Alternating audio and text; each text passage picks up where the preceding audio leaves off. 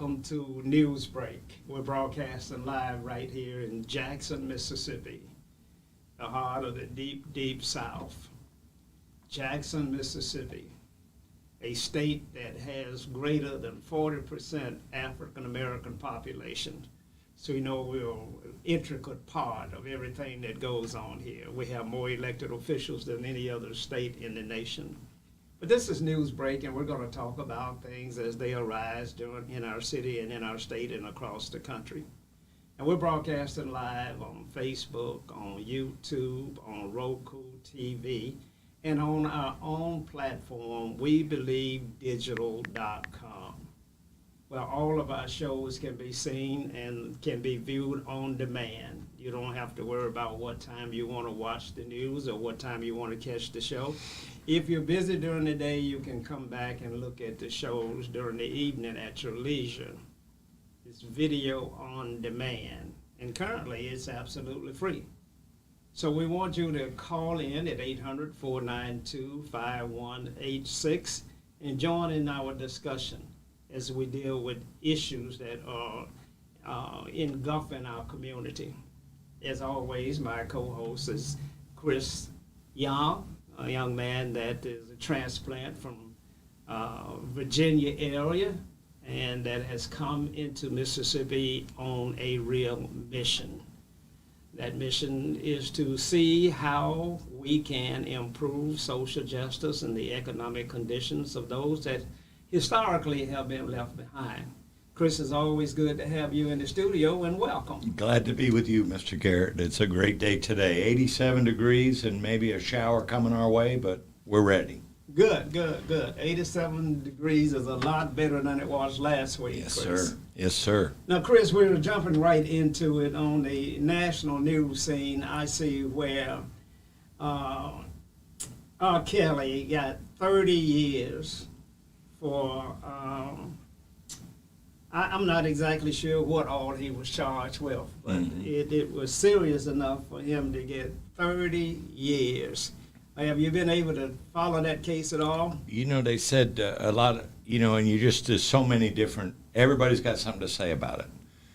But you got a multi-millionaire since, God, he was, gold records at, 15, 16 years old or something like that.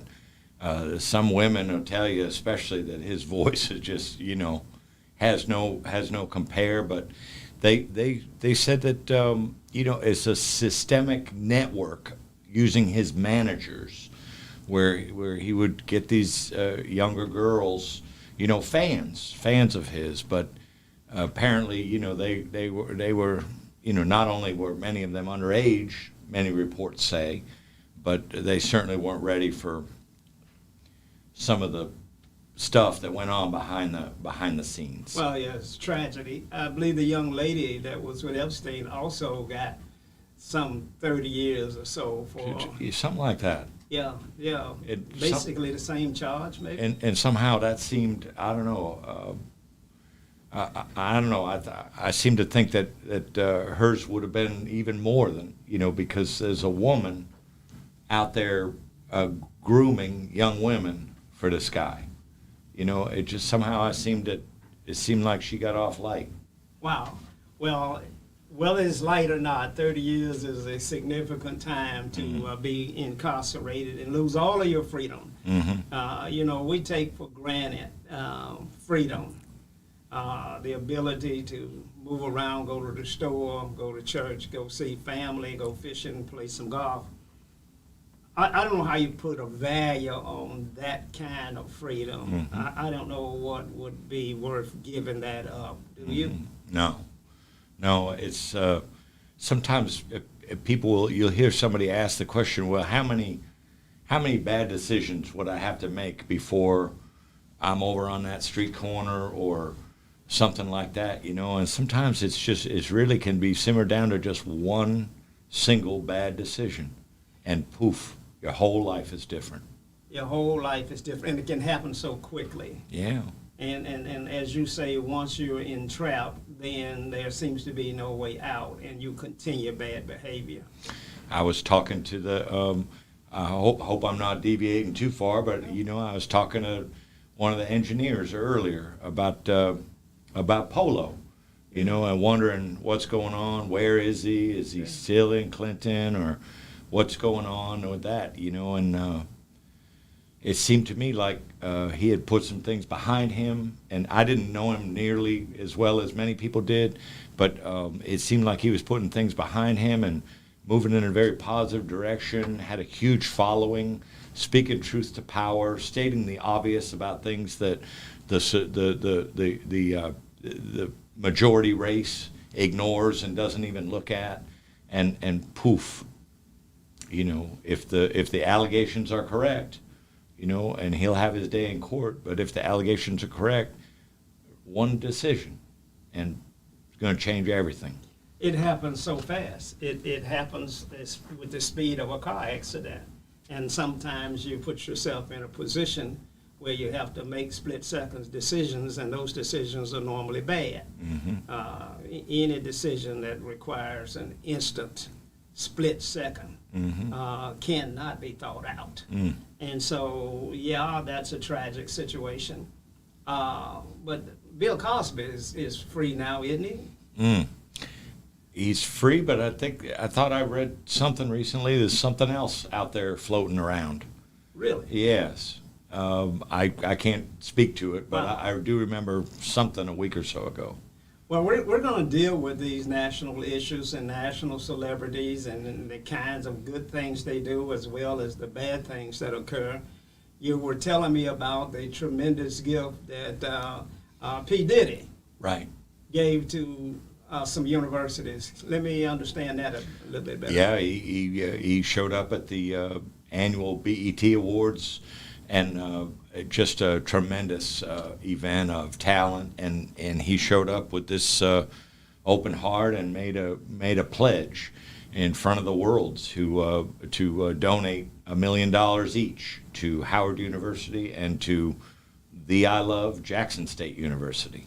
That's a wonderful thing for him to do that. Mm-hmm. I don't know much about Howard University. I know that it's a predominant, high standard HBCU that is worthy of such a contribution and a donation on his behalf. But I'm sure Valley and Alcorn State University would raise their hand and say, hey, we're here. Hey, don't forget about us. Right. We're here. We need your financial support and assistance as well. And well, our Vice President of the United States, Kamala Harris, attended Howard University. Did she? So Valley and the state are going to have to really get the microphone turned up a little louder. Yeah. Now that's a name I hadn't heard in a while. How's she doing? Is she surviving her position? Or, I think so. do you hear anything about her ratings? I don't hear anything about the ratings. I do see, it's a blessing and a curse to observe the way I observe things, Mr. Garrett. I guess it's all those years in the mental health field. You learn Were you were a patient or were you a counselor? 28 years as a clinical counselor. Okay.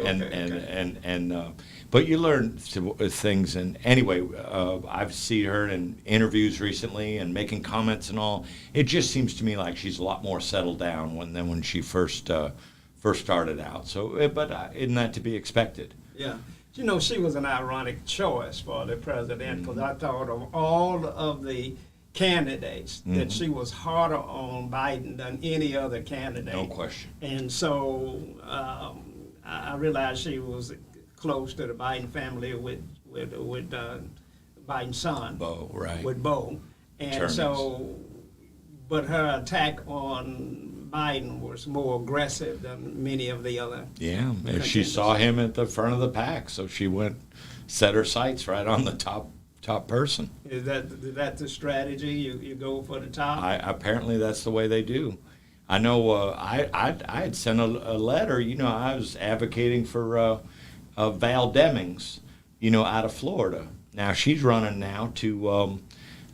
She's a representative from Florida, and she's a former police chief and all, and she's running to unseat Marco Rubio in Florida, and I had suggested to the Biden campaign, and Val Demings was on the short list for VP, but she's the one that kind of got my vote.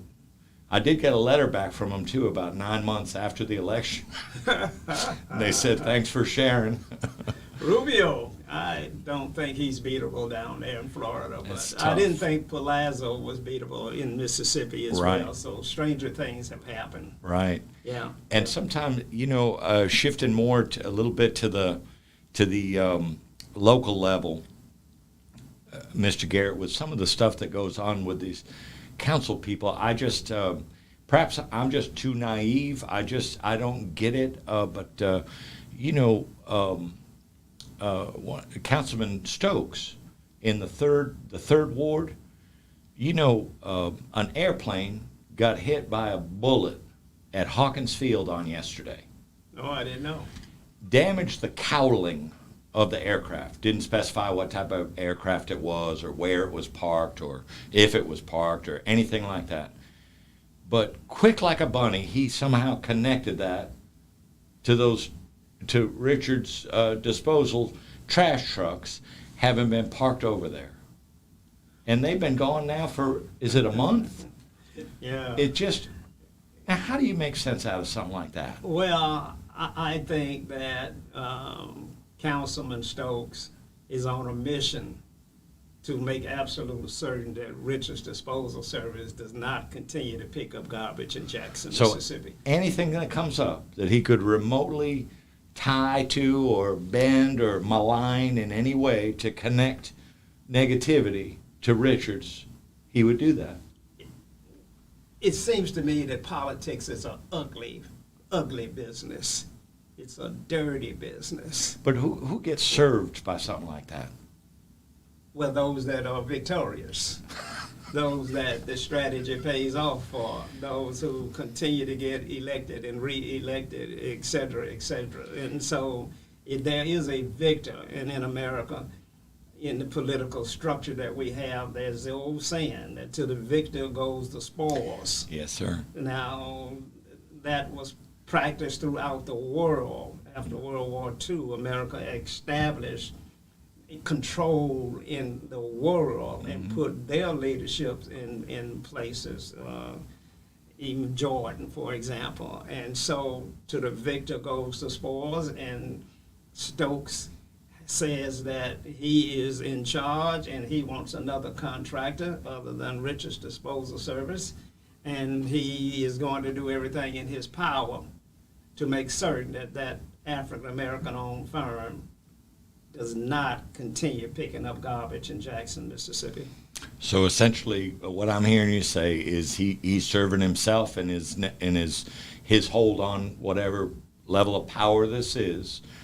But I just can't reconcile, because when they raise their hand, they take a oath to serve the people of the city. Yeah, they take an oath. It's like getting saved. You raise your hand and you say you're saved, and next week you're back at the nightclub and you smoking a little marijuana and you snorting a little cocaine and you're drinking a little Hennessy and you're chasing a few girls But you're saved, so. But you're saved, and so get a pass. It doesn't last longer than the moment for some. Now, when those that raise their hands and say that, I'm here to serve all of the people and really mean it, they are as rare as Christians. Hold your thought there, Chris. We're getting ready to go to a commercial break. Again, we're broadcasting live from right here in Jackson, Mississippi at the We Believe Digital Broadcast Studio. We're being seen all over the world in 139 countries. You can find us on Roku TV, on YouTube, on Facebook, on our very own platform, WeBelieveDigital.com. You can call us at 800-492-5186. We'd love to have your comments, and we'd love to have your shows in this studio. Stay tuned for this commercial. Socrates Garrett, NT.com, is a diversified firm specializing in recycled aggregates and crushed concrete. Socrates Garrett ENT.com's recycled materials provide the construction industry with significant economic and environmental benefits by recycling clean concrete rubble into M.Dot grade rock materials. Recycled aggregates and crushed concrete can be applied to driveways, road construction, bank protection, parking lots, general bulk fills, and more. By using Socrates Garrett ENT.com's crushed concrete products, anyone from homeowners to general contractors can help reduce landfilled concrete waste, conserve natural resources, and gain significant economic savings on materials and disposal costs. For more information, please call 601-896-0084 or visit us online at SocratesGarrettENT.com. We're back live. This is Socrates Garrett and Chris Young. You know, we are trying to get the word out in the community, in the African American community and other communities, that there are a lot of issues in our society that needs to be dealt with. And we're being seen in over 139 countries. Again, you can find us on YouTube and on Roku TV, on Facebook, and our very own platform, WeBelieveDigital.com. Our call-in number is 800-492-5186.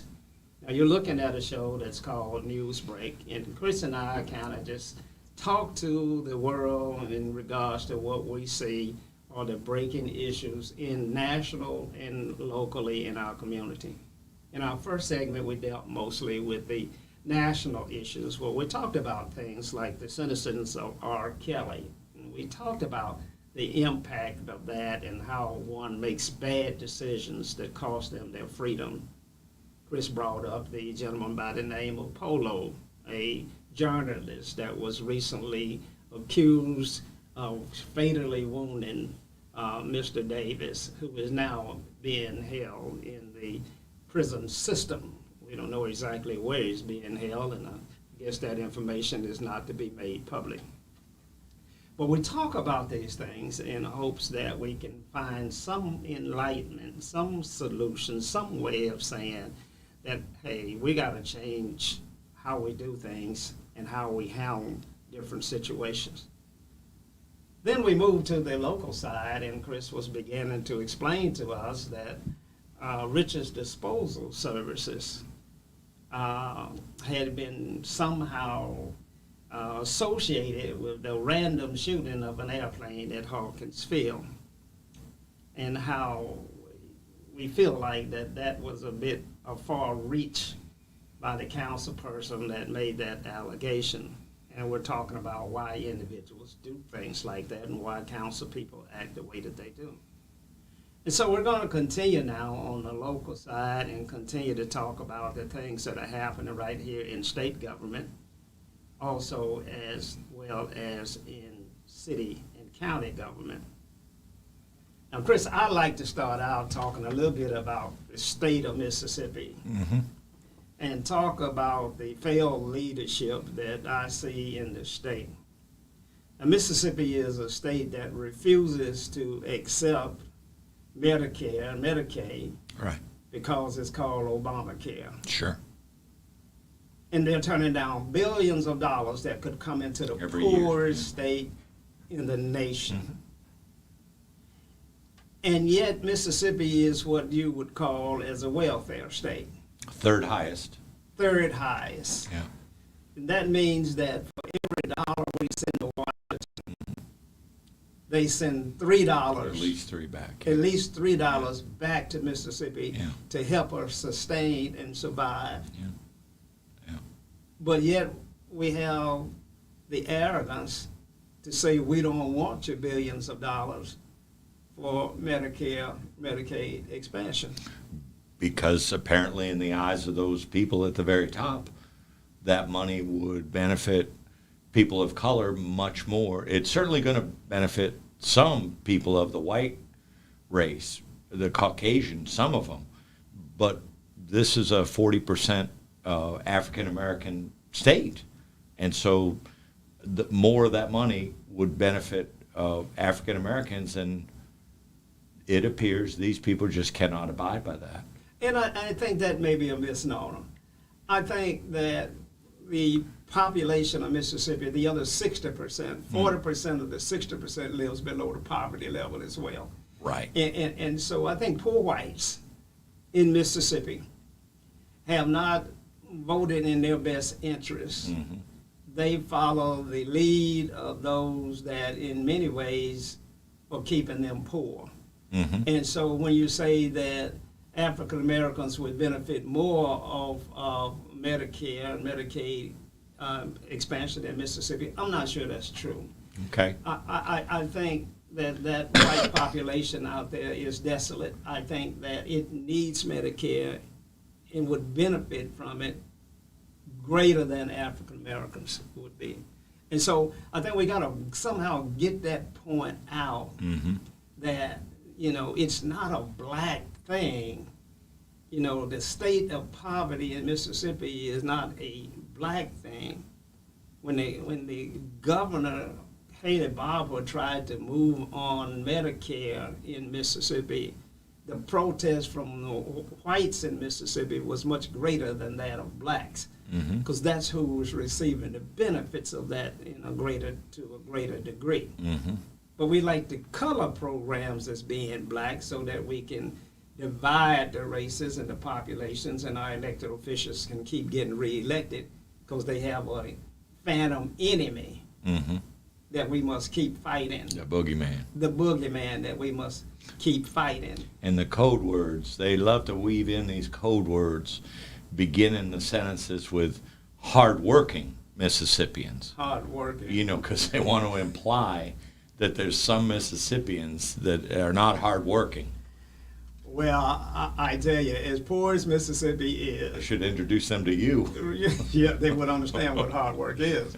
Let's get up, let's rise at 6 and go down at 10 and try to strap that on for 40 years. Mm-hmm. And so they have code words, but Mississippi's leadership continues to fail this population in a great way. Mm-hmm. And so do you see any change in leadership for the state of Mississippi? Well, that's a rough one. And again, I'm down here just shy of 18 months now, so I'm still trying to figure all that stuff out there. But boy, it's as red gets. With the exception somehow, some way, of the second congressional district. Wow. And then I remind you that Barack got 40% of the vote out of Mississippi. As red as we are, Yeah. he did amazingly well to get 40% of the vote out of the state of Mississippi. Because some people just write Mississippi off, and they don't even come this way. Yeah. But so there's hope. And you like to say there's work in progress. Yes. There's hope that we are going to change Mississippi's and change its leadership and change its actions more than anything else. I heard Mr. Irving, his first name is escaping me, but he's the head of the Mississippi Democratic Party. And he really heard him on a radio show or something. He really claims that, to want to turn Mississippi blue. And, at first thought you just laugh at it, but, you listen to him. And then I think of this like yesterday. You announced the news from the National Newspaper Publishers Association about this getting out the vote. This is no mild goal that they've set. I'm the name of the other transformative something working with them. But they have set a goal of registering 10 million more people before the next general election. So if we wanted to say a year and a half from now, what a lofty goal. And they're planning marches. Students are going to be marching across Mississippi, across parts of Georgia, from Albany down to Atlanta. And so maybe, Mr. Garrett, maybe that there could be a change in leadership. Well, I certainly think that we're in line for change. Now, moving on to your city government, we were talking about Jackson, Mississippi. It's got a mayor, Chokwe Antar Lumumba is the mayor of Jackson, Mississippi. Mm-hmm. Your government structure has 7 council people, 1 council person for each ward. Mm-hmm. We have 5 African Americans on the council and 2 Europeans on the council. And a African American female coming in very soon, within days, I believe, to be the council president. The white female from Ward 7 is rolling off the presidency, and the Angelique Lee from Ward 2, African American woman, is rolling into the presidency of the council. Well, you mentioned that a white female was the president of the city council in a city that's 85% black. Yeah, it makes a lot of sense. That makes me think that maybe I could go over to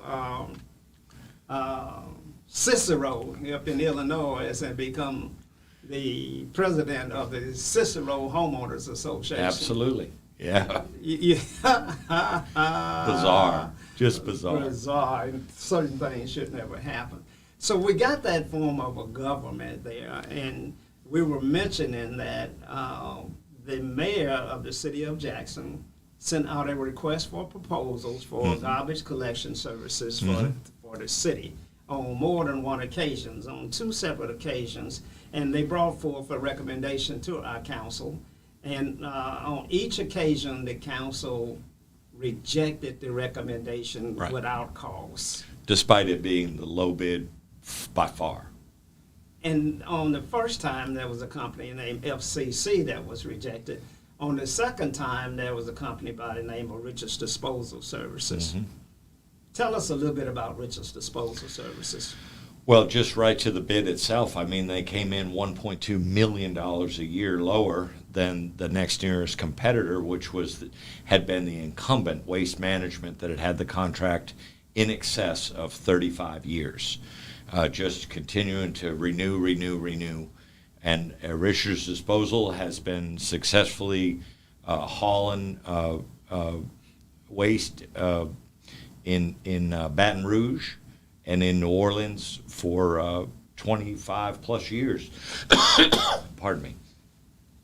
So it just, they present it on the scene. They have the resources, the infrastructure, the talent, but no, the push especially from this trio of African American council members said absolutely not to this African American contractor.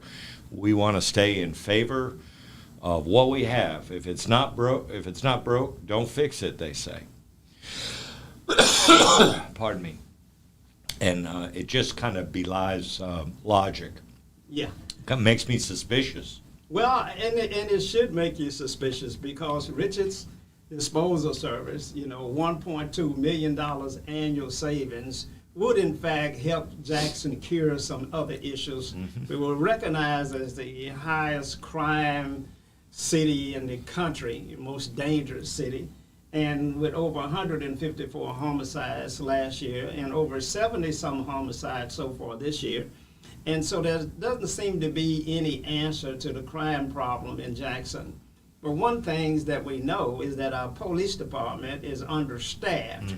And it's understaffed because we are not paying commensurate with other areas, and that the job is more dangerous. And so, to turn down $1.2 million savings from Richards Disposal Services flies in the face of common sense and logic, when that $1.2 million could help provide an additional 100 police officers every year to try to fight this crime that's in our city.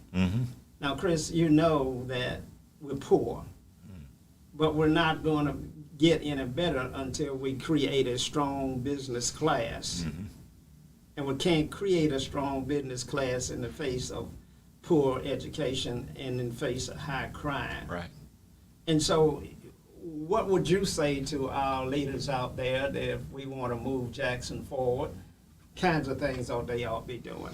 Well, I mean, I just think it starts at the core. I mean, I actually pray for it personally, Mr. Garrett, that people will just have a change pardon me, a change of heart, that they stop seeing other people as enemies and start seeing them as their fellow man, and start showing some love thy neighbor. I mean, to claim that people care about Jackson and continue to watch this decline and not intervene in some way, it's just, would